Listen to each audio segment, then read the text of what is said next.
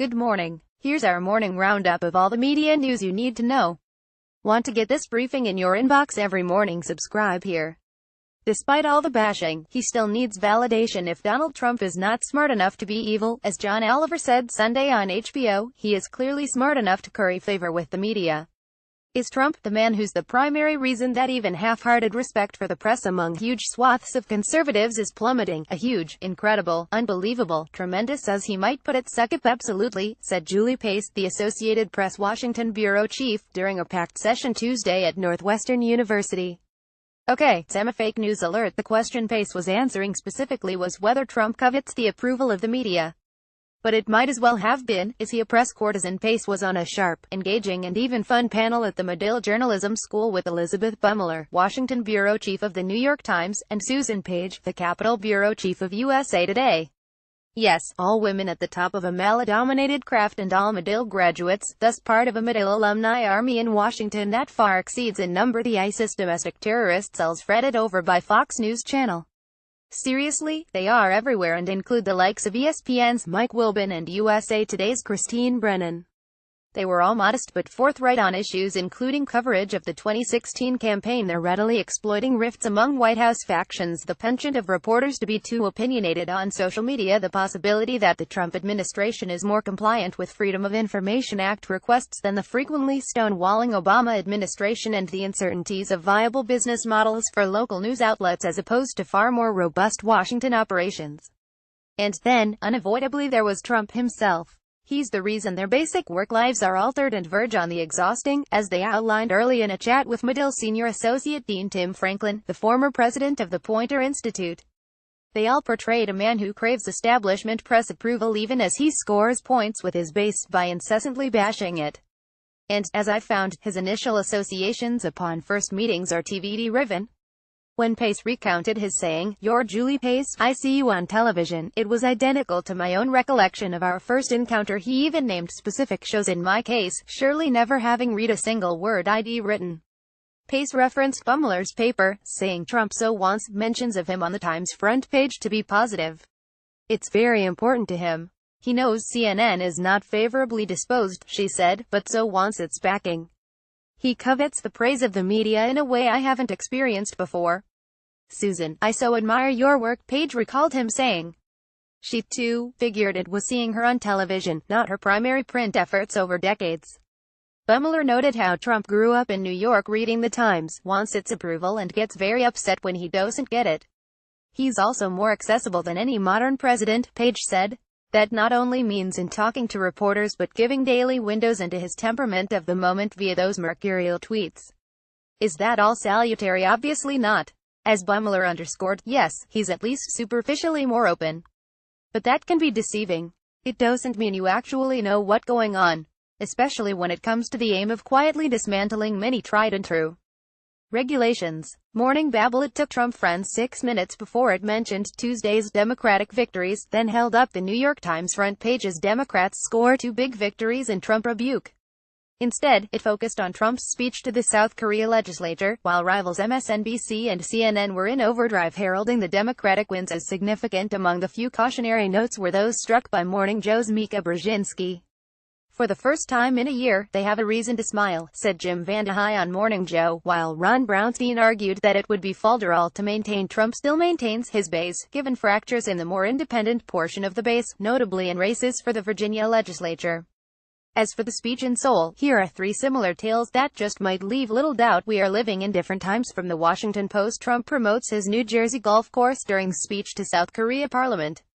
From the Hill, Trump touts New Jersey Golf Club during South Korea speech.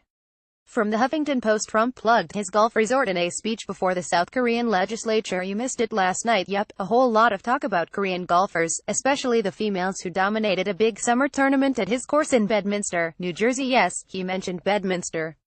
Boy, that's really going to help Republican candidates in swing districts in the future, that you have a president that continues to use his position to actually promote his business interests, said Joe Scarborough this morning.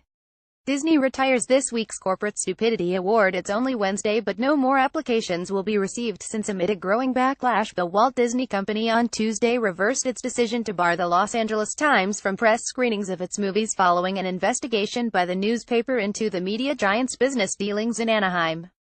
There had been instant backlash, including some organizations saying they'd boycott screenings and, thus, reviewing Disney product. Right before the Disney mea culpa, Washington Post critic Ann Hornaday emailed me, "I'm as appalled at Disney's petty, heavy-handed behavior as the rest of my colleagues. As a member of the National Society of Film Critics, I endorse the group's decision to remove Disney's movies from awards consideration until the company reinstates the LA Times to its pre-release screening program. There are no Disney screenings on my current schedule, and my hope is that the issue will be resolved by the time the next Disney movie is released. My editors and I agree that our chief allegiance is to Washington Post readers, and their interests will come first as we decide next steps should they arise." Is this the sort of media attention that corporate communications departments are actually paid for? Despite retiring stupid award, Disney goes after Fox assets. The Wall Street Journal underscores, Walt Disney Co.'s market capitalization is almost twice as big as Netflix Inc.'s. It operates the most successful movie studio in Hollywood, one of the most profitable channels on cable television, and the biggest theme park business in the world. Yet its pursuit of 21st-century Fox Inc.'s entertainment assets indicates that repositioning its television business to compete in the streaming, a la carte world Netflix dominates has become Disney's top priority. News quiz Rachel Maddow or Laura Ingraham. The more we learn about Devin Patrick Kelly, the more shocking it is that he was ever able to purchase a gun. BZZZZ, time's up. Ingram last night on Fox. She added not only did this freak assault his wife, and fracture the skull of his stepson, but he also escaped from a mental hospital in that same time frame.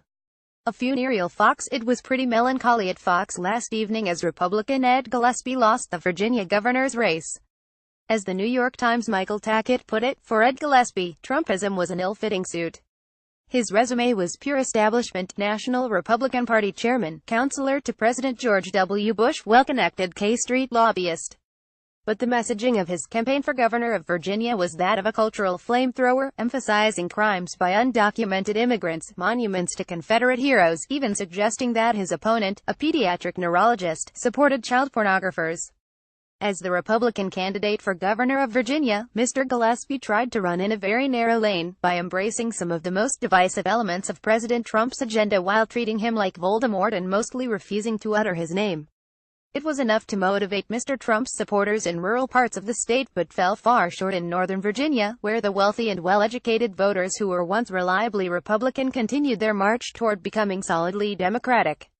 A sprightly review about aging. Kudos to Dwight Garner of the New York Times, who was clearly not liking the start of a new book that's essentially a debate on aging between University of Chicago academics Martha Nussbaum, a prolific polymath, and her good friend Saul Levmore. Early on in his review, he writes, "You will definitely not open Aging Thoughtfully because of its cover, which could hardly be more unappealing. It depicts a cross-section of a tree trunk and is the color of faux wood paneling.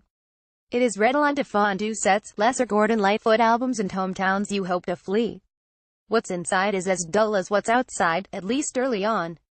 This book starts slowly, and it takes time to adjust to the steady incursions of academic throat-clearing. I will again emphasize, I shall return to that point in my next section, I work toward the idea. Academic presses should install software that eliminates these phrases on contact. They don't suggest thinking as much as they suggest a carpenter who has left sawdust on the floor. Now get this, he winds up liking it a whole lot. Women running Minneapolis? Well, not quite. But Carrie Patey has been named WCCO TV news director, meaning that the news directors at all the city's big stations are women. Patey, Jane Helmke of CARE, Ann Wittenborg at KSTP, and Marion Davy of KMSP. Trump also seeking tax breaks for himself. The Chicago Sun-Times has been breaking stories on how Ed Burke, a notorious and powerful Chicago alderman, has gotten rich as a private attorney. They include how Burke has filed yet another lawsuit aiming to win property tax refunds for the hotel and vacant retail space owned and operated by President Donald Trump in his namesake skyscraper along the Chicago River.